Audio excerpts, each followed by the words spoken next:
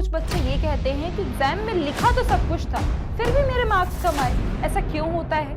अब मैं एक आपको शॉकिंग स्टोरी बताऊं कैसे 95 प्लस मार्क्स आ सकते हैं, उसका मैं आपको मेथड बताने वाली हूं जो कि सिर्फ और सिर्फ टॉपर यूज करते हैं। यहाँ पर आपको ज्यादा मेहनत नहीं करनी है। एग्जामिनर को कोई फर्क नहीं पड़ता आपने कितना मेहनत किया है, कितनी रात पढ़ा है, ये रात भर जाग कर पढ़ा है या नहीं पढ़ा है, उसे कोई फर्क नहीं पड़ता। उसको सिर्फ और सिर्फ फर्क पड़ता है कि आपने किस तरीके से कॉपी में अपने लिखा है।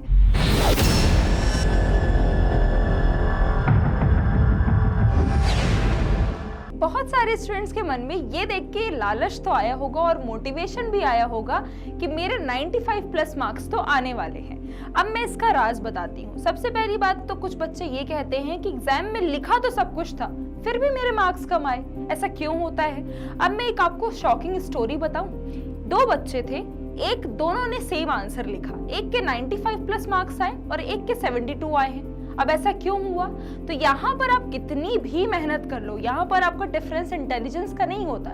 यहाँ पर आपका डिफरेंस है कि आपने किस तरीके से पेपर में लिख कर आया है, यानी कि आपने अपने जो भी पेपर है, जो भी आपने सॉल्व किया है, उसको आपने किस तरीके से प्रेजेंट किया है कॉपी में, ये मैटर करता है। तो बच्चों, आज मैं आपको बताने वाली हूँ, मैं हूँ आपकी मैथ्स एजुकेटर, और आज मैं सिर्फ आपको मैथ्स के बारे में ही नहीं, इवन सभी सब्जेक्ट को किस तरीके से लिख सकते हो, उसका आंसर किस तरीके से बोर्ड एग्जाम्स में लिखना है और कैसे 95 प्लस मार्क्स आ सकते हैं, उसका मैं आपको मेथड बताने वाली हूँ जो कि सिर्फ और सिर्फ टॉपर यूज करते हैं। तो चलिए स्टार्ट करते हैं।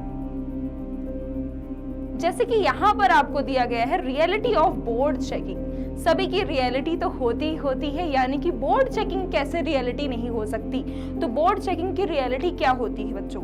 अब यहाँ पर होता क्या है कि आपका एग्जामिनर अगर इस तरीके की कुछ कॉपी देख लेता है, इस तरीके की अगर वो कुछ कॉपी देख लेता है, तो उसका दिमाग क्या हो जाता है? आपको कुछ समझ में आया? लिखा क्या है? कुछ लिखा है। अब कुछ बच्चे क्या करते हैं, लास्ट के पेजेस में कुछ इस तरीके की उनकी हैंड राइटिंग हो जाती है। बताइए किसकी हो जाती है? कुछ इस तरीके की उनकी हैंड राइटिंग हो जाती है, और जिसकी वजह से क्या होता है, एग्जामिनर परेशान हो जाता है और फिर वो क्या कर देता है, इसको दे देता है 0। ठीक है, तो आपको पहली चीज में आपको बताऊं, एग्जामिनर का अगर मैं बताऊं आपको रियलिटी, तो होती क्या है कि अगर सबसे पहले आप क्या करो, सबसे पहले आप एग्जाम्स में किस तरीके से लिखना है, आपको लिखने आना चाहिए। आपको हर एक टॉपिक अच्छे तरीके से लिखना, यानी कि नीट एंड क्लीन लिखो। इस तरीके से लिखोगे तो आपको बहुत ही कम मार्क्स मिलेंगे। यानी कि ये क्या है, आपकी बैड हैंड राइटिंग है। आपको क्लियर हैंड राइटिंग लिखनी है। मैं आपको ये नहीं बोल रही कि आप कर्सिव राइटिंग बना कर लिखो, इस तरीके से लिखने की बिल्कुल भी जरूरत नहीं है। बट आपकी राइटिंग ऐसी होनी चाहिए ताकि वो एग्जामिनर एक बार में देखे आपकी कॉपी को और वो पढ़ ले। ठीक है, जब आपकी कॉपी प्रेजेंटेबल दिखेगी तो वो आपको जल्दी जल्दी मार्क्स भी दे पाएगा। ठीक है, तो यहाँ पर आपको समझ में आया, यहाँ पर आपको ज्यादा मेहनत नहीं करनी है। एग्जामिनर को कोई फर्क नहीं पड़ता आपने कितना मेहनत किया है, कितनी रात पढ़ा है, ये रात भर जाग कर पढ़ा है या नहीं पढ़ा है, उसे कोई फर्क नहीं पड़ता। उसको सिर्फ और सिर्फ फर्क पड़ता है कि आपने किस तरीके से कॉपी में अपने लिखा है। ठीक है, तो मेन फोकस करिए कि आपको कुछ भी नहीं आता है फिर भी इस तरीके की हैंड राइटिंग बनाकर मत लिखना, कॉपी में अच्छे तरीके से प्रेजेंट करना आना चाहिए। अब यहाँ पर आप देख रहे होगे दूसरी कॉपी को, ये एक बहुत ही अच्छे बच्चे की कॉपी है। ठीक है, यानी कि टॉपर स्टूडेंट की कॉपी है। यहाँ पर अगर आप देख रहे होगे वो कितने अच्छे तरीके से लिखा है, ना कोई कर्सिव राइटिंग है ना ही कुछ, पर फिर भी कितना प्रेजेंटेबल दिख रहा है, एकदम रीड करने लायक। एक बार एग्जामिनर कॉपी खोला, क्योंकि उसके पास टाइम नहीं रहता, उसको 1 घंटे में 2 घंटे में करीबन 100 कॉपियां ऐसी चेक करनी होती है, तो वो हर एक कॉपी को इतना टाइम नहीं दे सकता कि वो एकदम ध्यान से लगाकर पढ़ रहा है। तो वो हर एक कॉपी को कितना टाइम देता है, एक बार देखा, समझ में आया तो एकदम 5 आउट ऑफ 5, नहीं समझ में आया तो फिर उसके बाद उसके मार्क्स हाफ या तो फिर 0 भी हो सकते हैं। ठीक है, तो आपको एग्जामिनर को खुश कर रहे हैं, समझ में आया? वो कैसे करोगे, अपनी कॉपी को अच्छे तरीके से लिख कर। ठीक है, अब यहाँ पर देखो, कुछ मैंने आपको यहाँ पर तरीके बताए गए हैं। सबसे पहले है प्रेजेंटेशन साइकोलॉजी, यानी कि सबसे पहले आप कॉपी में किस तरीके से प्रेजेंट करते हो। तो अगर आप कोई आंसर लिख रहे हो, ये सभी के लिए, सभी सब्जेक्ट के लिए, हिंदी, ग्रामर, हर एक सब्जेक्ट के लिए, हिंदी, इंग्लिश, सोशल साइंस, सभी सब्जेक्ट के लिए क्या है, ये आपकी प्रेजेंटेशन साइकोलॉजी बहुत ज्यादा मैटर करती है। यानी कि अगर आप कोई भी वर्ड लिख रहे हो तो उसमें स्पेसिंग होना बहुत जरूरी है। एक आप पूरा का पूरा पैराग्राफ लिख के आ जाओगे तो वो नहीं देखता है। एग्जामिनर डायरेक्ट इग्नोर कर देता है। क्यों? उसे लगता है कोई बच्चा कहानी लिख दिया है और इसके बीच में गाना भी हो सकता है, तो उसे लगता है ये मुझे पागल बनाना चाह रहा है। तो आपको क्या करना है, सबसे पहले स्पेसिंग रखना है। हर एक सेंटेंस में 4 लाइन लिखो, फिर उसके बाद 1 लाइन छोड़ो, फिर उसके बाद लिखो, ठीक है। फिर 4 लाइन लिखो, फिर उसके बाद एक स्पेसिंग छोड़कर लिखो। और फिर दूसरी चीज, पॉइंट्स में कोशिश करो कि आंसर लिखो। पॉइंट्स में आंसर होने चाहिए, ठीक है। हेडिंग होनी चाहिए प्रॉपर, हाईलाइट करके जो भी इंपॉर्टेंट डेट्स हैं उनको हाईलाइट करो, तो ही आपको क्या होगा, आपके मार्क्स अच्छे आएंगे और आपका क्वेश्चन जो आपने आंसर लिखा है वो भी अच्छा दिखेगा। अब यहाँ पर है golden rule of answer writing. Answer writing का गोल्डन रूल, यानी कि यहाँ पर आपको क्या करना है, मैंने आपको बताया स्पेसिंग जरूरी है। अब यहाँ पर दूसरा क्या होता है, दूसरा आपका ये है कि आपको अगर दिया गया है, एक क्वेश्चन बोला है, ठीक है, कोई आपको एक क्वेश्चन दिया गया है, तो आप सबसे पहले उसका क्या करो, सबसे पहले उसका डेफिनेशन लिखो। सबसे पहले उसकी डेफिनेशन लिखो 4-5 लाइन में, ठीक है। अब आप 12th के बच्चे हो तो सबसे पहले एक क्या करो, 4-5 लाइन में डेफिनेशन लिखो। फिर उसके बाद आप क्या करो, उसके बाद उसको पॉइंट्स में, जो उसके की पॉइंट्स है ना, जो इंपॉर्टेंट हेडिंग्स है, उसको एक एक पॉइंट्स में कवर कर दो। फिर उसके बाद लास्ट में आप क्या करो, या फिर अगर उसके टाइप्स हैं टाइप्स लिख दो। लास्ट में कंक्लूजन लिखो, ठीक है, कि इसका कंक्लूजन क्या निकलता है। तो ये आपका क्या हो गया, गोल्डन रूल है आंसर राइटिंग का। अगर इसको फॉलो करोगे तो हमेशा बहुत अच्छे मार्क्स आएंगे, ठीक है। तो ये याद रखना, इस तरीके से कभी भी आप कॉपी मत लिखिएगा, ठीक है। इस तरीके से इतना भर भर के मत लिखिएगा, ठीक है।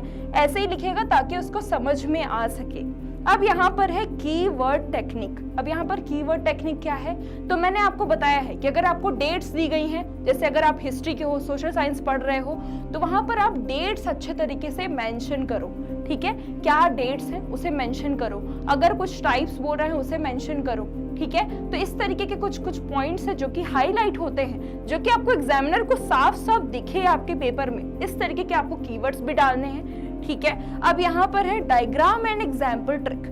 अगर आप साइंस के स्टूडेंट हो तो आपको क्या करना है, सबसे ज्यादा फोकस करना है कि आपको भले आंसर कुछ नहीं आता, कुछ भी नहीं आता उसमें, पर आपको डायग्राम बनाने बहुत अच्छे तरीके से आना चाहिए। अगर आपने डायग्राम अच्छे तरीके से नहीं बनाया है तो आपको एग्जामिनर, आपने भले पूरा आंसर लिखा होगा, आपको एग्जामिनर हाफ मार्क्स देगा। इसलिए आंसर आए या ना आए, पर पूरे बायो में जितने भी डायग्राम्स होते हैं, पूरे साइंस में जितने डायग्राम्स होते हैं, फिजिक्स, केमिस्ट्री, सभी के डायग्राम्स पढ़ के जरूर जाइएगा।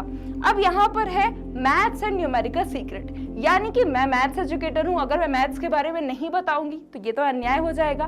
तो मैथ्स के में क्या करना है, मैथ्स में देखो बच्चों, अगर जितने भी स्टेप होते हैं, कोई अगर sine theta, cos theta, trigonometry, differentiation, integration, किसी का भी क्वेश्चन आ रहा है, सिंपल सी बात है, सभी का स्टेप बस आप फॉलो करते जाओ, हर एक का स्टेप फॉलो करते जाओ। मैथ्स में 10 सवाल हो सकते हैं, 10 आंसर भी हो सकते हैं, तो इसलिए इसमें कोशिश करो कि आपको क्या करना है, आपको इसमें स्टेप में ज्यादा ध्यान देना है। और लास्ट में जो आपका आंसर आता है, कुछ भी आंसर आए, उसको आप क्या करो, उसको आप इस तरीके से बॉक्स में बना के प्रेजेंट कर दो, ठीक है।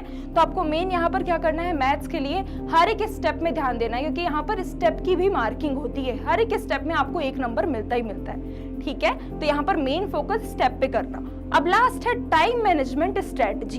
तो यहाँ पर टाइम मैनेजमेंट स्ट्रेटजी क्या है, तो मेन यहाँ पर आपको सबसे इजी क्वेश्चन, हम क्या करते हैं कि इजी क्वेश्चन, एक एक नंबर को हम बहुत ज्यादा टाइम दे देते हैं, बढ़िया आराम से बढ़िया राइटिंग बना कर लिख रहे हैं, तो ऐसा नहीं करना है। आपको सबसे पहले वहां से पेपर स्टार्ट करना है जहां से आपको पेपर बहुत अच्छे तरीके से आना है, ठीक है। सबसे पहले इजी क्वेश्चंस को जल्दी कर दो, और फिर उसके बाद आप मीडियम क्वेश्चंस को पकड़ो, और फिर उसके बाद टफ क्वेश्चंस को पकड़ो, ठीक है। ऐसा नहीं कि आपने पूरा पेपर देख लिया, अब आपका दिमाग क्या लगा हुआ है कि मुझे एक क्वेश्चन आते ही नहीं है, ये टफ वाला क्वेश्चन तो आता ही नहीं, अब आप उसी टेंशन में हो, तो आपको पूरा पेपर क्या हो गया, पूरा पेपर ही खराब चला गया। तो ऐसा गलती कभी भी नहीं करनी है, ऐसी गलती क्योंकि होती ही होती है, बोर्ड एग्जाम्स में पैनिक भी करते हैं लोग, तो इस तरह की गलती नहीं करनी है। आपको पूरे फोकस के साथ पढ़ना है, और पूरे तरीके से आपको जो भी आपको आता है, आपको बस हर एक क्वेश्चन टाइम के अकॉर्डिंग लिखना है। एक एक नंबर को आप कोशिश करो कि एक एक नंबर के क्वेश्चन आप लास्ट में करो, क्योंकि वो क्या होते हैं, वो इजी होते हैं, आप लिख दोगे, ठीक है। उसमें आपको 4-5 लाइन नहीं लिखनी होती है, बट आपको अगर 5-5 नंबर के मार्क्स से क्वेश्चन आ रहे हैं तो आप उन्हें सबसे पहले करके आइए, ठीक है। तो ये सारी चीजें थी। तो आपको एक चीज समझ में आई होगी कि यहाँ पर आपको सिर्फ और सिर्फ मेहनत ही नहीं करना, यहाँ पर आपको स्मार्ट होके भी चीजों की तैयारी करनी है, तभी आपके 95+ बोर्ड एग्जाम्स में आएंगे।